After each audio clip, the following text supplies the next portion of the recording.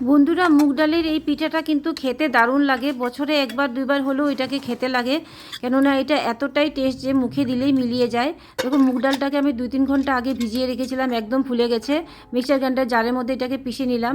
এখানে চালের গুঁড়া দিলাম, যদি চালের গুঁড়া দিতে না চাও তাহলে অল্প ময়দাও দিতে পারো। তারপর দিলাম নারিকেল, চিনি, অল্প নুন, আর এখানে মিল্ক পাউডার দিয়ে দিলাম। মিল্ক পাউডার দিয়ে খুব ভালো করে মিক্স করে নিলাম। তারপর ফ্রাই প্যানের মধ্যে দেখো এখানে আমি দিয়ে দিলাম সবগুলো মিক্সচার দিয়ে একদম মিডিয়াম স্টিমে এটাকে রান্না করে নেব। আটা যেরকম আমরা মাখি বন্ধুরা, ঠিক এইভাবে ডো হয়ে যায় একটা। তারপরে ডোটাকে খুব ভালো করে অল্প মিক্স করে নেবে। মিক্স করে নিয়ে তবে এবার একটা শেপ দিয়ে দেবে। আমি এইভাবে শেপ দিয়ে দিলাম। আর এখানে শিরা বানাতে হবে। শিরাটা কিন্তু একদম পাতলা শিরা বানাবে, অল্প এলাচ গুঁড়ো দিয়ে। তারপর সবগুলো ভেজে নেব। ভেজে নিয়ে তারপরে গরম গরম শিরাতে দিয়ে দেবো। আর যদি ঠান্ডা হওয়ার পরেই এটাকে পরিবেশন করবে।